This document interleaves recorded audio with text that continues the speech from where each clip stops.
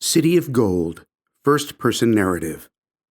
Long ago in Western Africa, bands of traders traveled to the city of Timbuktu to buy goods in exchange for gold. The following account is given by a boy describing his first trip to the famous city. He is with a group of friends in the year 1450. My father has been carrying gold from our land to sell in Timbuktu since he was young. His father was a gold trader before him, and now I've joined him and my brothers. We joined other travelers with their goods and camels in a caravan. We brought gold to Timbuktu to sell, and now I've come home. I'll tell you about that city of gold, because soon you'll be old enough to go there with your fathers too. I'm famished. I haven't eaten since morning. Let's enjoy this small repast together while I talk. I'll start at the end. What a gainful expedition! You saw the great load of goods we brought home, immense packages of salt, some expressly for our own use, but most for trade here and to the south. We brought back cola nuts to chew on, some palm oil for cooking, and fine cloth for clothing. We profited more than usual because the buyers of gold wanted more than was available. One man even offered to lend my father gold at interest so we could trade more before having to leave. Father refused, saying, "Lend your money and lose a friend." Before the journey, I had imagined that we would take our bags to Timbuktu and trade a handful here and there. What an inept trader I would become if not for the wisdom of my father. My father is an ingenious man who knows his way around the world. Before we even entered the city, we stopped to rest by the river. We washed and set up a cooking fire. My father left and returned with a wealthy merchant and his men. They brought us much salt in exchange for our gold. My father and this merchant, who's a big man in Tagaza up north, chewed cola nuts and spoke like old friends. Then the merchant dispatched his men, ordering them back to their camp. Their compliance was instantaneous, and I watched them recede into the distance, carrying gold this time instead of salt. Irked by my idling, my father told me to stop gawking like an oaf and start packing the salt. We ate a quick meal and doused the fires. At last, I entered the city of Timbuktu. There are people in Timbuktu of every shape, size, and color, and they come from everywhere, wearing all sorts of apparel and speaking many languages. Many speak Arabic, and many speak Mande like us. There are thousands of people in that city. It's a busy place, but exciting, with massive mosques and palaces and markets. We exchanged the rest of our gold in the marketplaces. Because there was so much happening, our time in the city went quickly. Now that I am home, I confess that I had some misgivings before I went. I feared thieves would attack our caravan. I wondered if the city might be raided or besieged while we were there. But everything went smoothly on my first visit. What a place, that busy city.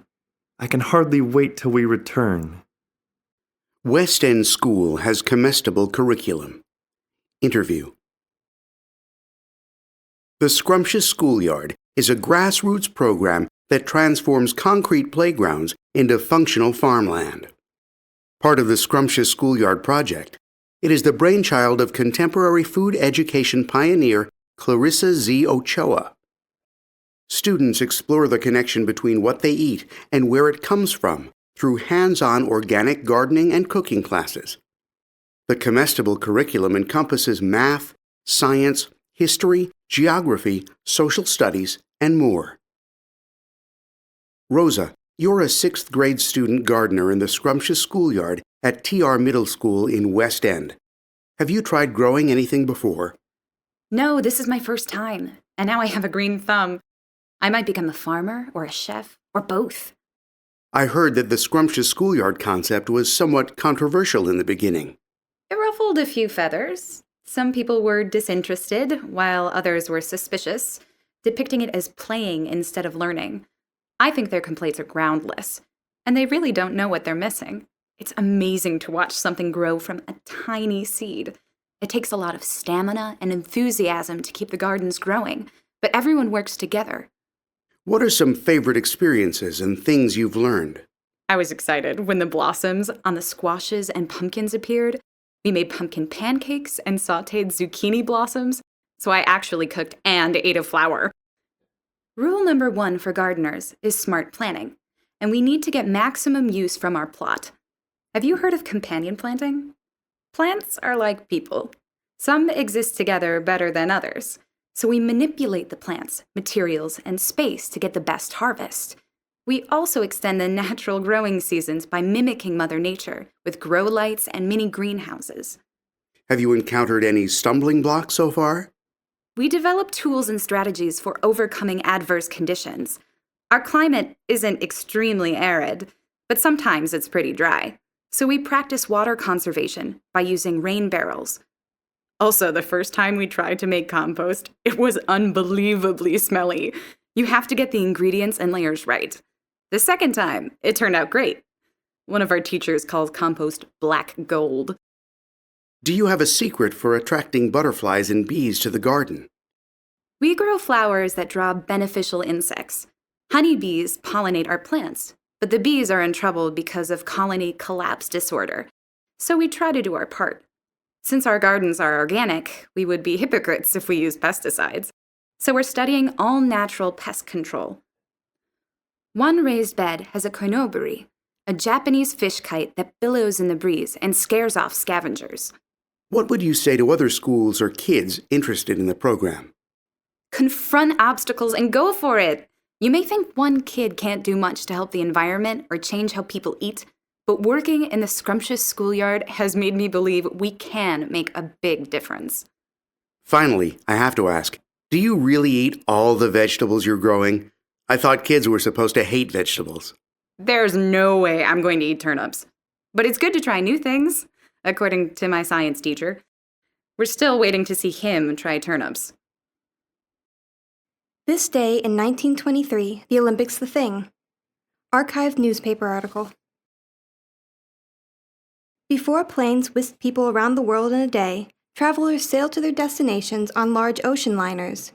Shipping companies such as the Cunard Line and the White Star Line competed with each other to build the largest, most luxurious ships. Today, the Times Archives presents a 1923 feature article about one of the most glamorous of all seagoing vessels, the Olympic. London, June 24, 1923.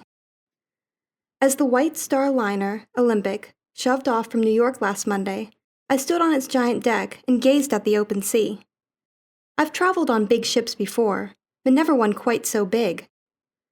I felt small on its sprawling decks, and a bit in awe of the vessel's size.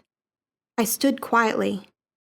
The enigma of the ocean and the equally mysterious grandeur of the gigantic boat surrounded me. For a time, the Olympic was the largest ocean liner in the world. She was matched once by her sister ship, the doomed Titanic. The Olympic has been plying the seas since her maiden voyage in 1910. In World War I, she entered military service. She transported troops about the Atlantic. Incredibly, the Olympic was the only merchant vessel to sink an enemy warship during the war. She rammed a German submarine, the U-103, and sent it underwater for good. That was 5 years ago, in the spring of 1918. Today on the Olympic, the war is ancient history. Happy passengers wander the ship. Linger in one spot, and you may be waylaid by a passenger who wants a partner for a game of that great racket sport, squash, or for shuffleboard. There's a great diversity of food, with English, French, and American cuisine on the menu. A variety of beverages is also available for guests to slake their summer thirsts. Open-air settings provide the illusion of relaxing at a Mediterranean cafe. At every turn, there's another surprise, another lounge, another entertainment.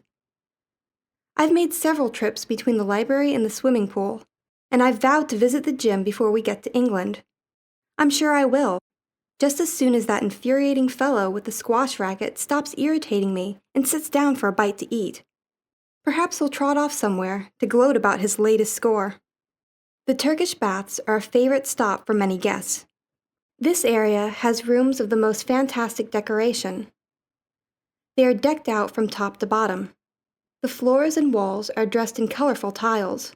The decoration is so fine and abundant that any more would have been gilding the lily. What sage was it who knew to stop at this perfection? Each day I am motivated to return to the baths. All cares seem to wither away under the barrage of care and attention the attendants shower upon visitors there. If I could make it my vocation to wander the earth on ships like this, I'd queue up for the job without a moment's hesitation. But obligation restricts the choices we make. My life's work lies ashore. Tomorrow we'll arrive in Southampton, England. I'll tend to my business there and look forward to the return trip to New York. Then it's back to the usual routine. For the time being, I'm happy to report the sun is setting, the squash rackets are tucked away, and all's well on the Olympic. The Art and Science of Traditional Healing. Expository Essay. Advances in science provide modern man with cures and treatments undreamed of by his prehistoric counterparts. But how did early humans deal with disease? Serious illnesses could devastate whole families or clans. What remedies were available? In olden times, folk medicine generated relief or cures. A thorough scan of the long history of medicine reveals some similar strands woven throughout the history of healing. Plants were one source of medicine for early humans. Some vegetables or herbs were deemed especially effective for minor illnesses, and botanics are the source of many modern medicines. In ancient times, though, major disorders were likely to have mortal results. These deadly diseases needed more intensive treatment than the herbal remedies offered. To fight these killer illnesses, early medicine men turned to magic and ritual. In many parts of the world, healers were called shamans. Although precise definitions of shamanism are elusive, it is likely that these shamans resembled what other societies called magicians or sorcerers. It is easy now, from a modern perspective, to dismiss them as quacks, but most shamans seem to have acquitted themselves honorably. Indeed, the specialized knowledge of shamans often caused society to idolize and revere them. Shamans lived in different societies around the world and can still be found today. Some North American Indian nations and people in areas such as modern Siberia, Mongolia, and South America practiced shamanism. Wherever they were found, shamans revealed some common qualities. They often experienced periods of deep trance. Trances were not just reveries or daydreams. They were altered states of consciousness. The shaman's soul was believed to roam on journeys through the upper and lower worlds. A shaman's contact with spirits, both good and evil, was no petty talent. On the contrary, it was a key element in the healer's ability to rescue ailing patients from their wretched plights. The early historical period had many medical traditions. In China, a typical healer's goal was to control the proportions of various elements in the body. Water therapy and acupuncture came from the Chinese tradition. Such treatments are still practiced today. In India, the classic writings on disease and treatment date back several thousand years. In both India and China, though, religious beliefs hindered efforts to learn more about anatomy. Cutting the bodies of the dead was considered a breach of the law and a source of discredit. Despite their successes, early healers could not have hoped to cure all of the sick. As the Arabic saying goes, when fate arrives, the physician becomes a fool. If a healer lived in ancient Babylon, the price of failure could be steep. In the law code of Hammurabi, around 1750 BCE, for example, doctors were warned that their hands would be cut off if a patient died from certain treatments. In early Greek medicine, the outstanding figure was Hippocrates.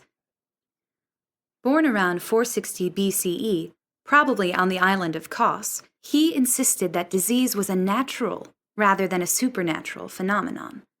His written works began to topple magic from its commanding position in medicine. Perhaps his most enduring keepsake for the modern world is the Hippocratic Oath.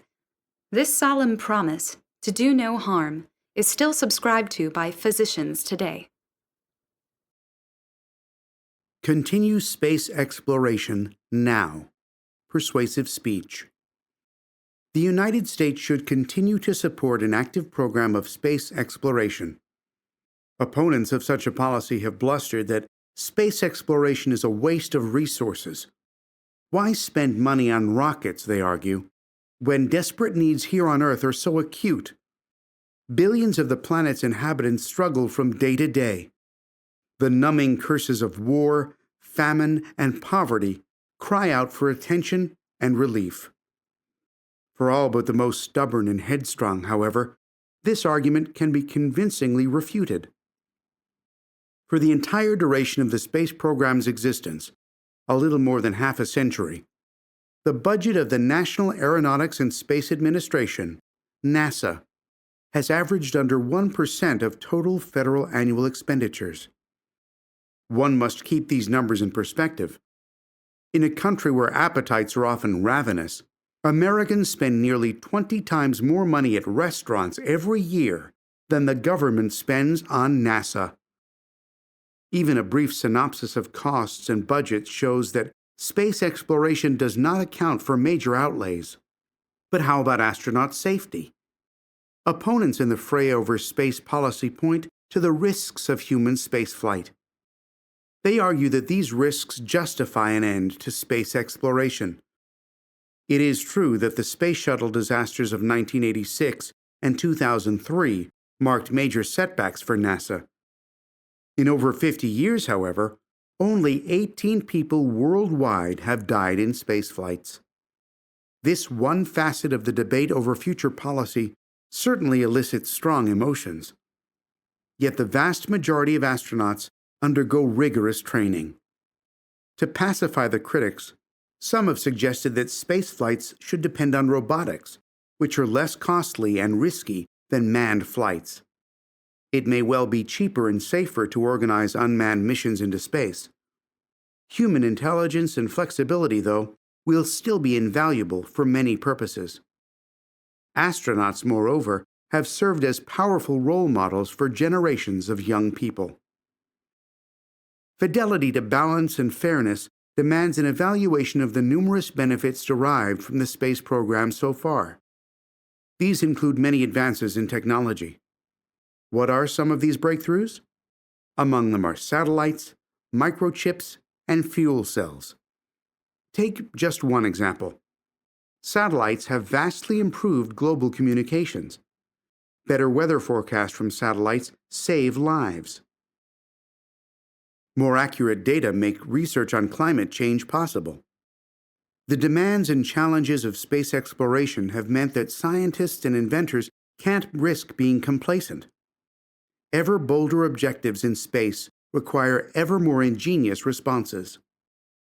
Finally, the most important reason to press on in space is psychological, not material.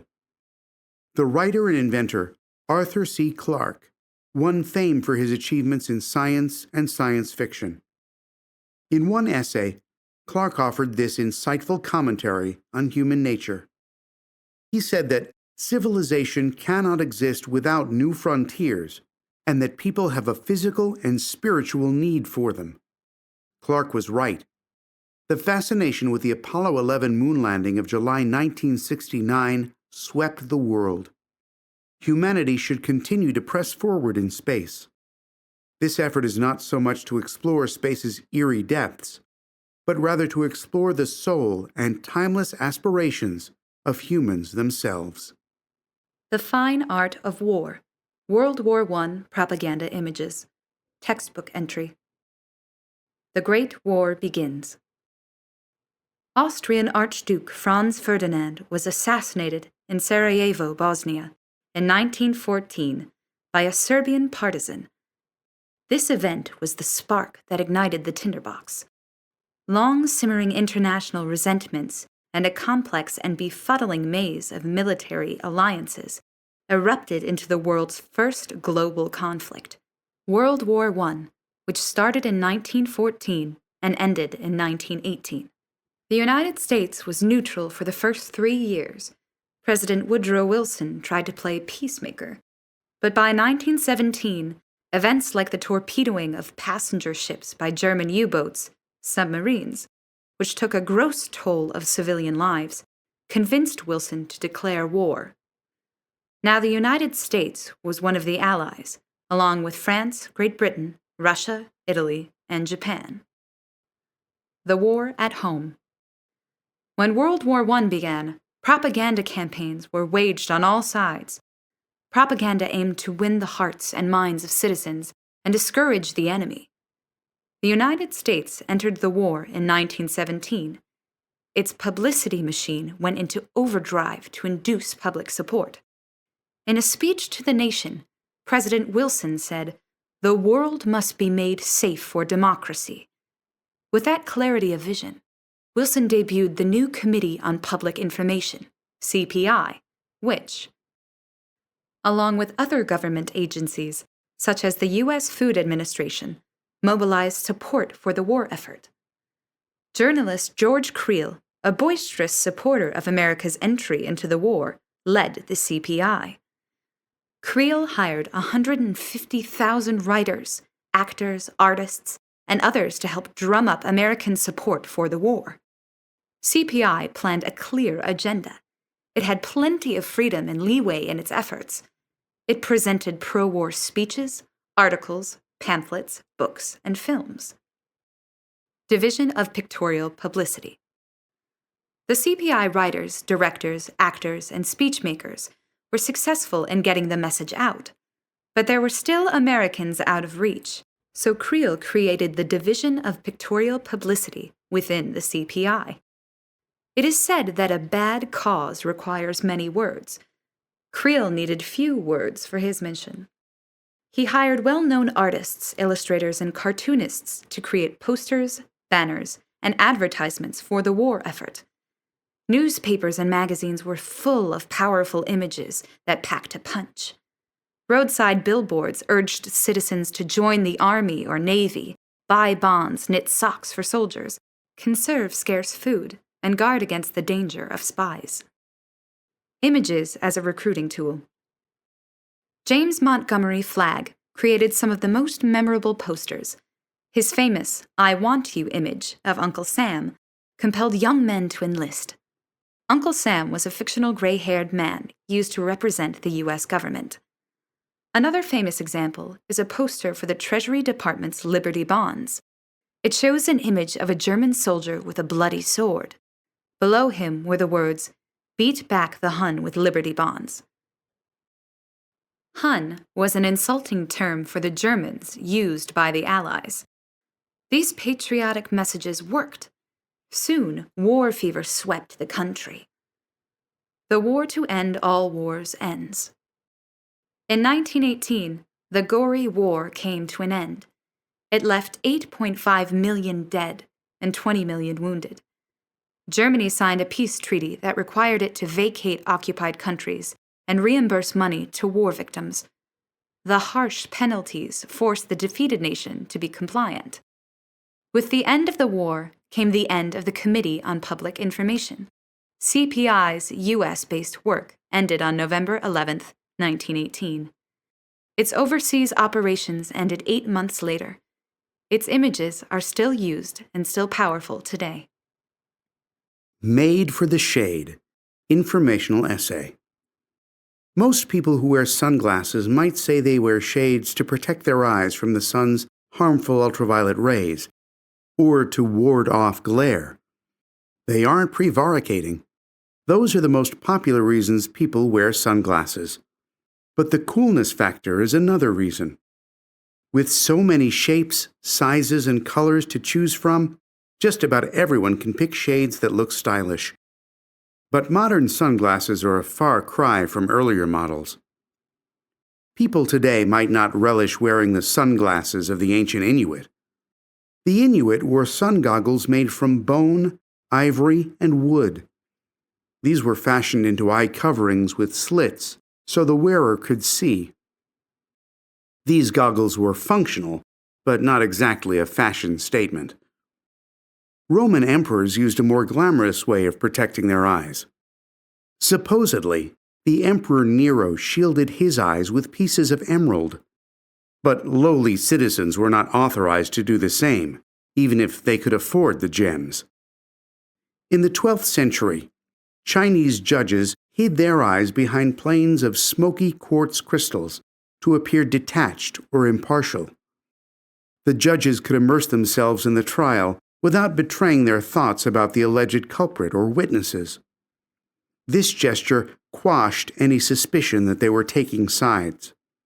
Centuries later, sunglasses similar to modern shades were developed. Around 1750, British optician, designer, and inventor James Askew experimented with tinted lenses. He dissected and remade existing spectacles to create shaded ones. He was trying to correct specific eye ailments. While he might have felt his early efforts pathetic, he persevered. Although Askew was not designing the glasses for sun protection, he's still known as the father of modern sunglasses. Advancement in the manufacture of sunglasses followed over the years. In 1929, entrepreneur Sam Foster started selling his own inexpensive shades in Atlantic City, New Jersey. That is when sunglasses really became both fashionable and functional. Foster founded Foster Grant, still a successful company today. Foster could not have picked a better time to start his company. As the film industry took off in the 20th century, sunglasses became popular among movie stars. Silent film stars wore shades to disguise red eyes caused by lamps used while shooting films. Even after this problem was fixed, stars continued to wear shades, probably for the glamour factor. Or perhaps celebrities who want to remain incognito believe that the public is gullible enough not to recognize a star wearing shades. Although celebrities and the general public alike wear them to be fashionable, sunglasses have become a staple in various professions. In 1936, photography pioneer Edwin H. Land developed polarized sunglasses using his patented Polaroid filter. These fast became popular with fishermen. The polarized lenses reduced glare and allowed fishermen to see into the water. There are also special shades for athletes, airline pilots, and astronauts. Astronauts need sunglasses for inside the spacecraft as well as out. Sunlight is much stronger in space. Nowadays, sunglasses are more popular than ever. It is a testimonial to their staying power. Some people expend time carefully scouring websites for the odd or unusual pair of shades. A person might look at vintage shades and reminisce about the past. But dawdling fondly over old memories and the good old days might be a case of looking at the world through rose-colored glasses. If only those who yearn for vintage shades could see the primitive methods of blocking the sun's rays, they might not see sunglasses in such a romantic light. From Big Dream to Big Top. Interview. This month, Teen Talk magazine interviews Mike Quintus Bessie, an aerialist with the Empire Circus. Mike tells TT about the history of the circus, his job, and circus life. Editor's note. Englishman Philip Astley, 1742 to 1814, is one of the most important figures in circus history. He was a skilled equestrian who opened a popular riding school and performing arena, and then became a circus impresario when he built Astley's Amphitheatre in London in 1770. Astley worked hard, took risks, gained money and affluence, and was living proof that there is no luck except when there is discipline.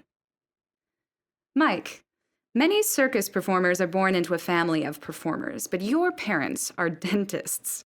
What made you want to join the circus? When I was quite young, I read a book about Philip Astley. I was fascinated and started taking tumbling classes. Astley is known as the father of the modern circus because his circus is the template for the circuses we see today. How did Astley go about founding a circus? From the onset, Astley had a passion for horses. He enlisted in a cavalry regiment and then took up performing.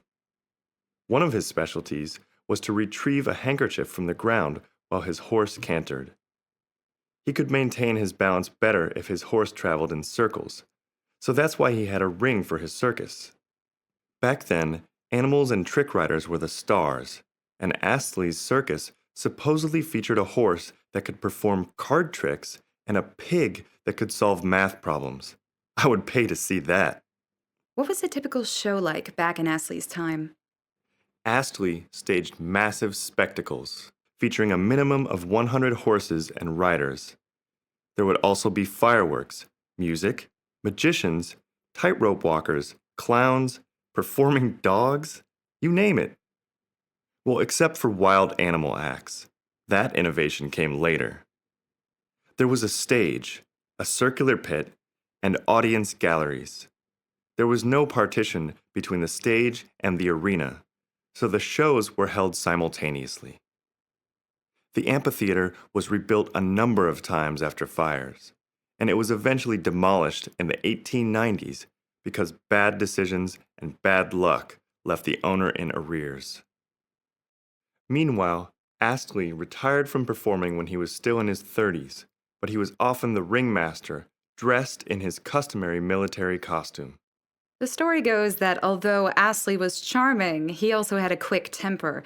I guess even circus folk aren't always happy-go-lucky.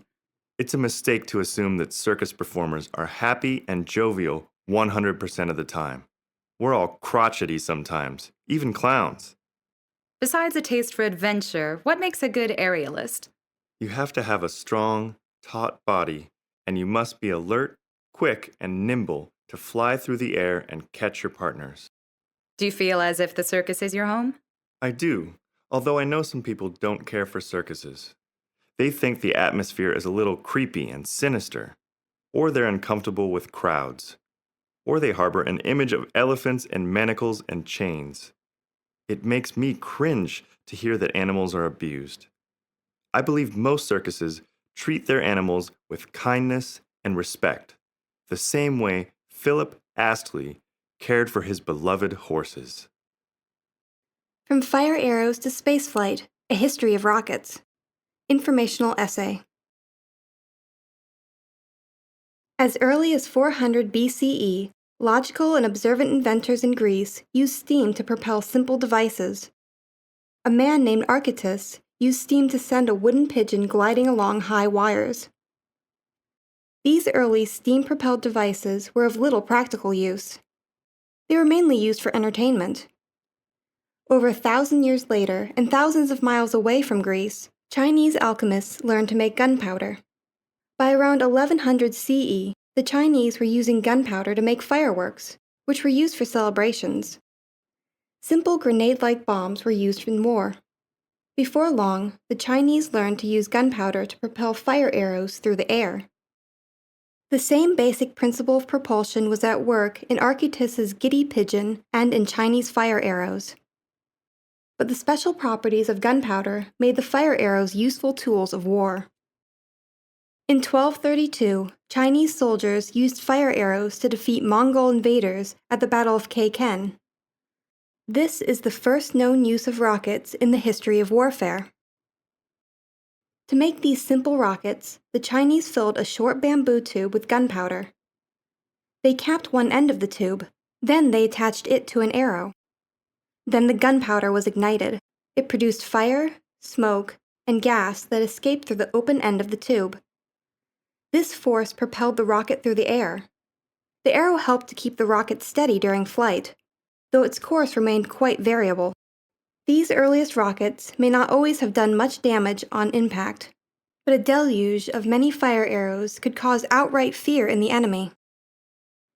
Gaining something in defeat, the Mongols learned to make similar rockets. The new technology spread rapidly across Asia and Europe, but improvements in the basic design proceeded slowly, at a sluggish pace until more modern days. By the verge of the industrial age, military rockets were becoming more effective weapons. In 1780, Hyder Ali of Mysuru, a kingdom in India, used heavy iron-cased rockets to defeat British forces.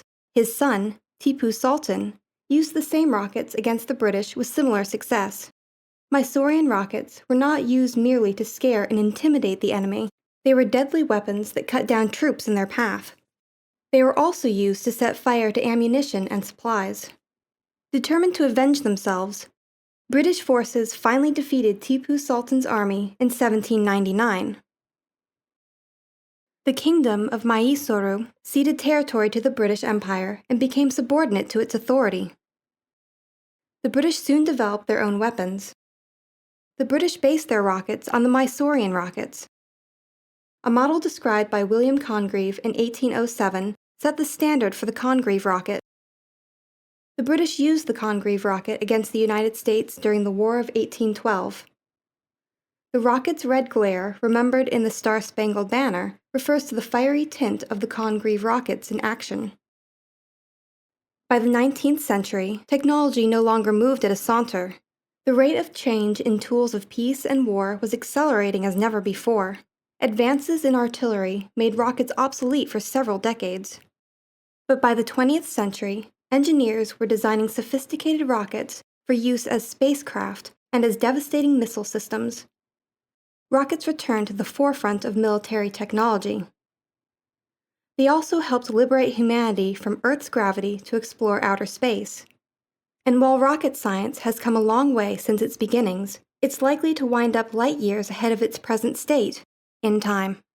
Farewell, Blue Yodeler. Obituary. June 1st, 1933. Asheville Evening Post by Floyd O. Merrill. With the passing last week of Jimmie Rodgers, the country lost a great performer. But it's a testament to the kind of man he was that many of his fans will take the loss personally, as if that Blue Yodeler, as we like to call him, and we'll remember him, was a friend of ours. Thankfully, we've got his records to keep with us as mementos. James Charles Rodgers was born in Meridian, Mississippi in 1897. His mama died when he was just a kid, and Jimmy was raised by relatives in Mississippi and Alabama. When he was a little older, he returned to Meridian to live with his father, Aaron, who was a maintenance foreman on the Mobile and Ohio Railroad. Jimmy had no rigorous musical training, but he learned to sing and play guitar. Still a boy, Jimmy proved to be a nonconformist. He secretly organized a traveling show. When Aaron Rodgers found out, he had the good sense to foil his son's plans. He tracked Jimmy down and dragged him home. But the stunt was more than the bumbling behavior of an unruly kid. Jimmy showed the same initiative again, formulating a second plan to get out on the road and sing. He charged a pricey canvas tent in his father's name and hit the road to make music. His father might have understood Jimmy's love of music, but he probably didn't want the boy to delude himself about a musician's life. He set out again to pry his son from the road. Soon, Aaron got Jimmy a job as a water boy with the railroad. Within a few years, Jimmy was a brakeman on the New Orleans and Northeastern Railroad. Now Jimmy was a steady working man, but he never lost his love of music.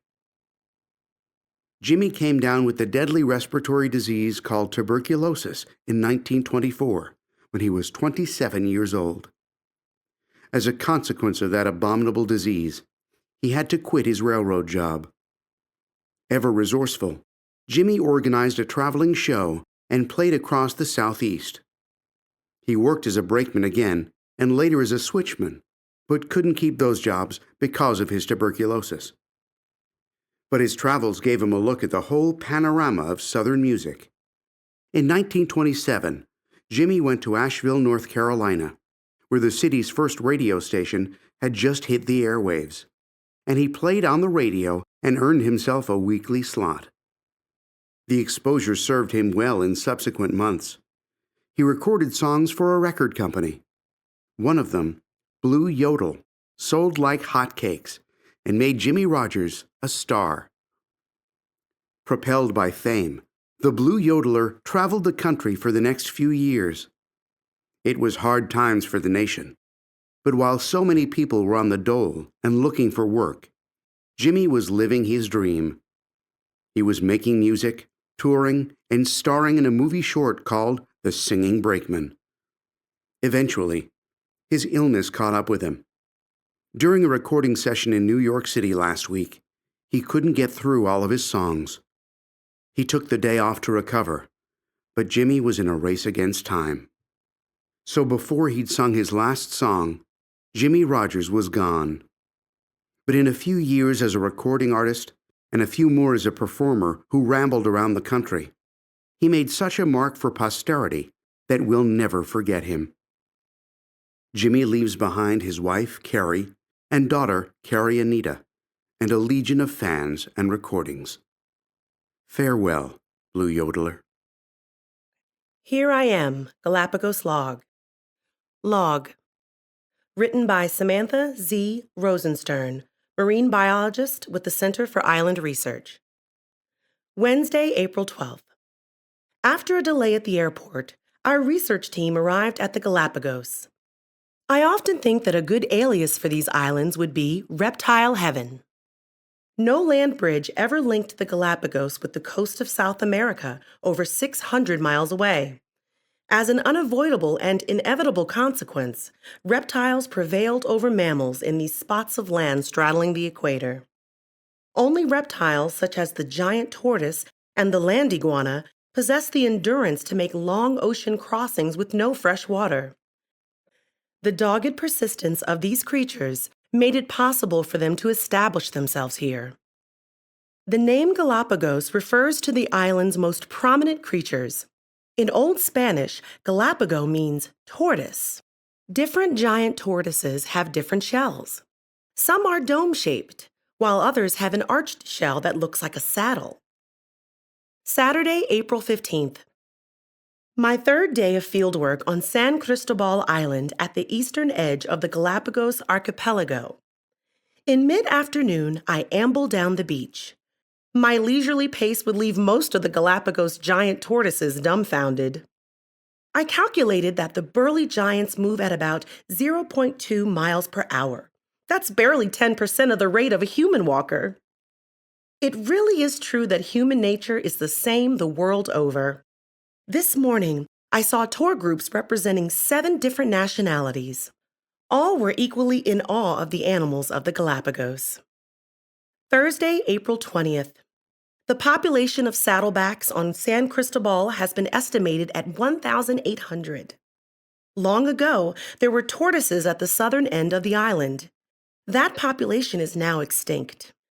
The relic of a specimen of this race poses a new question. Were these tortoises the same as today's animals, named Geochelone chathamensis, or were they a different subspecies of giant tortoise? One of my goals is to measure the impact of predators on tortoise hatchlings. The first newborns emerged this week after 6 months of incubation. I cannot help admiring their determination and grit. Feral dogs and goats, as well as hawks, are their chief enemies. If youngsters survive, however, they will enjoy a life on an epic scale. When fully grown, the males will weigh up to 800 pounds and measure over 6 feet from end to end. Amazingly, the tortoises have the longest lifespan of any creature on Earth, an estimated 150 years. No wonder there are so many gaps in the scientific literature about these animals. It is understandable that scientists' reports might be distorted. No one scientist could ever observe the tortoise's entire natural lifespan. Wednesday, April 26th. Another goal of mine is to document dominance contests among adult saddlebacks. Last night I rummaged through my field notes from the last few weeks. Many of the dominance contests take place in plain view. As yet, I have witnessed only a few. Friday, April 28th. Whatever the causes for their ingrained hostility, it is clear that superior height gives the winning tortoise its key advantage, as in the sparring contest I witnessed this morning. Saddlebacks can be especially aggressive toward one another. Is this because they have to skimp on sparse resources within their habitat, such as food, plants, water, and shade? Some more sleuthing during my next month here should answer these questions, as well as a few I haven't yet asked. Vampires We Have Known. Humorous essay. To the extent that vampires make appearances in television dramas nowadays, and in movies and novels too, we can say that we're all quite familiar with these creatures. That's an indisputable fact, is it not? And there's nothing ambiguous about the claim that there have been reports of vampires for hundreds of years already. The traditional legends of these ominous creatures seem to have thrived originally in Eastern Europe. One early case stretches back to the year 1672 in Old Croatia. There, a legend sprang up around a man named Jure Grando. He had died and been buried, and some 20 years later was reportedly back on his feet. It is not precisely clear by what incalculable logic the locals derived this knowledge, but it is rather clear that they were convinced that Jure Grando had emerged from the ground as something called a vampire. By secret, stealthy tactics and maneuvers, the now vampiric Grando was determined to drink the blood of good civilians. He especially liked to trouble his former wife, the poor living widow, Mrs. Grando. Do you balk at believing these strange tales from another age? How can we confer now and discuss the case of Jure Grando? Most of the evidence, if there was any, is lost to history. The scant traces that remain of any Grando or of any facts, or of any vampires, show us next to nothing. Equally well-founded reports of vampires spread through Europe in the century after this episode. By what earmarks does one know a vampire? There are many similarities in vampire tales from around the globe. From Russia to France, valiant witnesses leapt forward to relate bold tales about these frigid monsters. Though in France, one wit was heard complaining that the businessmen were the real bloodsuckers. African tradition informs us of the dread os and bosom. It also thirsts for blood. The thing has hooks for feet and hangs upside down. The Chinese once feared the zhang shi, which hops along and sucks the life energy out of its victims. The drogs in Scandinavia lingered about graves. They protect buried treasure and drink the blood of trespassers. If their appetite was strong, drogs would eat their victims too. The Bulgarian Krvopiaks have only one nostril apiece. They can be sabotaged if wild roses are laid around their graves. That will stop them. We needn't dip far back to old tales in the Western Hemisphere to uncover eyewitness accounts of blood-sucking creatures. In Mexico, Chile, Nicaragua, and Puerto Rico, and by now in other places, there have been thousands of reports in recent decades about the blood-sucking creature called the chupacabra. It has a taste especially for goats. Needless to say, intensive investigations have ensued, and piercing, strident calls for action have been voiced in this country by chupacabra believers. They feel an urgent need to find out what is happening to the goats. The results, you ask? Alas, most chupacabras appear to be coyotes with mange. The fascination with vampire stories will persist, just like our love of other fantasies. To enjoy a fantasy is one thing, and to enjoy a harmless fright is fine. But to believe that every shadow is like a thing alive, that is another thing entirely. Polar Opposites. Compare and Contrast Essay. Although they may seem similar, the polar regions of planet Earth are really very different. They affirm the old adage that there are two sides to the same coin. The astonishing climate traits of both the Arctic and Antarctica are stupefying. Temperatures of minus 60 degrees Fahrenheit are not unusual. If the harsh winds and vast ice sheets do not deter visitors, these strangers will find the elements disquieting at the very least. During polar winters, the sun never rises, while during the summers, it never sets. For centuries, explorers had to give careful thought to how to cope with these forces of nature. It was essential to adhere closely to a more rigorous program of safety precautions than explorers used in more temperate lands. The Arctic is a region of immense diversity. Although the terrain seems forbidding, many animals prowl the land, including polar bears, caribou, wolves, foxes, hares, and weasels. Migrant birds visit from as far away as Central and South America. Possibly the most famous of these birds is the Arctic tern. This summer visitor traverses thousands of miles every year, from Antarctica to the Arctic. The ocean surges with abundant marine life, especially when warm currents move around some of the Arctic coasts. Surprisingly, vegetation is widespread. Algae, lichens, and dwarf shrubs persist, even in areas of permanent ice. The Arctic is also home to a broad range of native peoples. For example, the Inuit and Aleuts reside in northern North America and Greenland. The Eurasian Arctic is home to the Sami, sometimes called the Lapps, as well as the Nenets, Samoyed, and the Evenks, Tungus. To suppose that these peoples view their environment as hostile would be a misapprehension. According to anthropologists, many Arctic residents are optimists. They perceive their surroundings as benevolent and empowering, offering an abundant livelihood. By contrast with the Arctic, which is made up of portions of several continents, Antarctica is a true continent. The fifth largest on Earth, its landmass covers 5.5 million square miles and lies almost wholly beneath a vast ice sheet. The ice measures 7 million cubic miles. That's about 90% of all the ice on Earth. In 1983, the lowest recorded temperature on Earth was measured at an Antarctic research center, Vostok Station, minus 128.6 degrees Fahrenheit.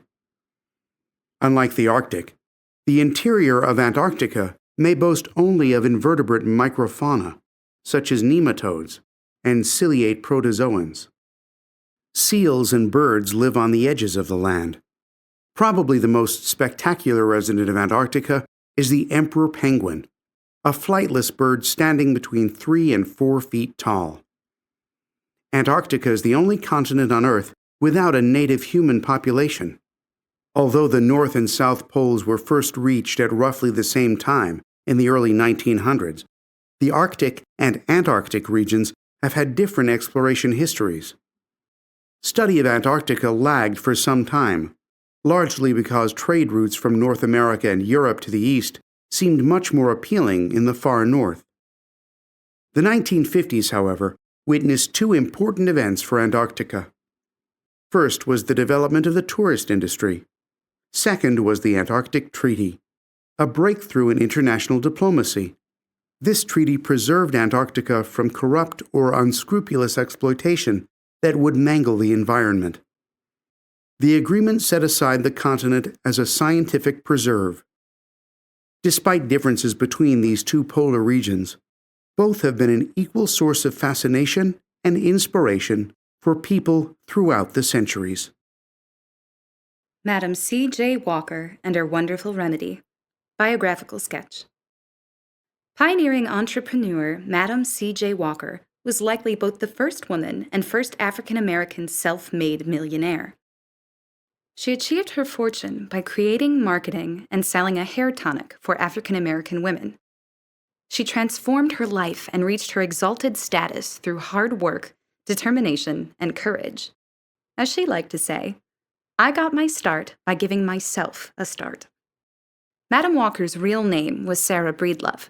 She was born in 1867 into a glum world of poverty and hardship. Her parents were newly freed slaves who worked the cotton fields on a Louisiana plantation. They left her an orphan at age 7.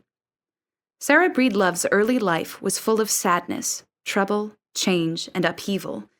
Seeking sanctuary from an abusive brother-in-law, she married as a 14-year-old and became a mother as a 17-year-old. She went from picking cotton to washing clothes for $1.50 a day. Despite her lack of formal education and money, she was not content to remain an obedient and submissive wife or employee to a tough taskmaster. She had other ideas. To treat her hair loss and a scalp problem caused by poor nutrition, she began mixing homemade hair care recipes. She hit upon a scalp conditioner and healing formula and dubbed it Madam C.J. Walker's Wonderful Hair Grower. She used her third husband's name, C.J. Walker, appending Madam as well for sparkle. She turned her remedy into a booming business. Knowing that he who hesitates is lost, Madam Walker quickly took her product on the road. She traveled for years, selling her hair and beauty products successfully door to door to a responsive and eager audience. Hotels refused to accommodate African Americans, so she often stayed instead with local African American parishioners. After years of struggle, business was so good she was able to hire and train sales agents. They were all African American women seeking a better life. In 1910, Madam Walker moved to Indianapolis and amalgamated her different business ventures into the Madam C.J. Walker Manufacturing Company. The Walker compound consisted of a factory, beauty school and salon, and training center for her growing sales force. A tally of Madam C.J. Walker's many accomplishments shows she was not just a successful businesswoman. She was also a philanthropist, an arts patron. She used her influence and fortune to help others. She gave large sums to charities and orphanages. Madam Walker was vocal about social injustice. She spoke out against racist attitudes at a time when it was risky to do so. She petitioned Congress and the president to support federal anti-lynching laws, and she showed her allegiance to the National Association for the Advancement of Colored People, NAACP, pledging $5,000 to its anti-lynching campaign. It was the largest single donation the civil rights organization had ever received. In 1998, the United States Postal Service issued a stamp commemorating Madam Walker and her extraordinary accomplishments. Her New York mansion is a National Historic Landmark, as is the former Walker Company building in Indianapolis, which now houses the Madam Walker Theater Center. There is a street in Manhattan honoring Madam Walker and her daughter, Alelia, who was a famous Manhattan society figure. Harvard Business School recognized Madam Walker as one of the great American business leaders of the 20th century. It would not be unrealistic or far-fetched to say the rags-to-riches story of the little girl who dreamed big has inspired generations. Running with the Big Dogs, magazine article.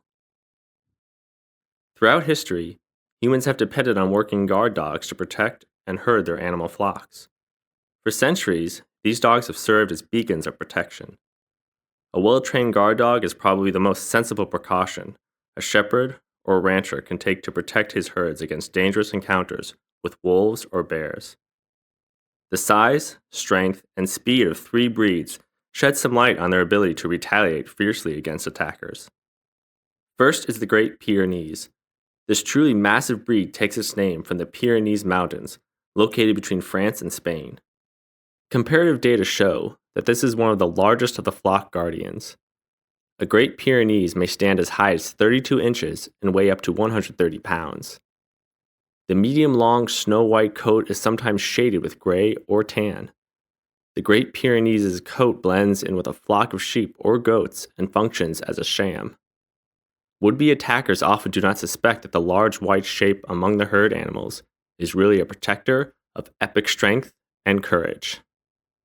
A Pyrenees will stop at nothing to chasten or even kill any invader threatening his flock. It does not detract from the Pyre's awesome reputation to note that the breed is easily trained and especially patient with children. This makes the Pyre a wholesome household pet. The breed combines safety, affection, and beauty. Like the Great Pyrenees, the Commodore sheepdog of Hungary enjoys the benefit of camouflage. A Com's white coat is doubly protective because it is corded from head to tail. A Commodore's tangled and woolly coat perfectly enables it to prosecute its mission of guarding a flock. Potential predators do not suspect the strength that lurks beneath those ropey cords. In addition, the Com's seemingly uncouth jacket guards it against the fangs and claws of berserk enemies. Finally, a Commodore's coat superbly insulates it against harsh weather. A Commodore is only slightly smaller than a Great Pyrenees. Males stand up to 20 inches high and may weigh 100 pounds or more. With a large head and a long, agile stride, the Commodore is truly a majestic animal. Farther east in Europe, the Turkish Kangal dog offers a third canine example of outstanding strength and courage. Largely unknown outside Turkey, the Kangal is prized in its homeland as a national treasure. The photograph below underscores several typical characteristics of the breed. Like a Pier and a Com, a Kangal blends in with the herd. This dog is short-coated and almost always exhibits a black mask and ears. The legs are large-boned and well-muscled, and the tail is curled. The breed's homeland is the rugged steppe, or prairie, of east-central Turkey.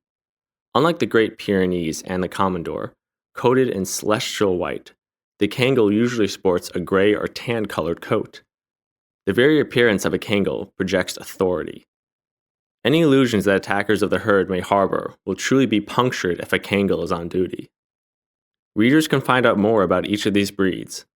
Nationally recognized breed associations are located throughout the country.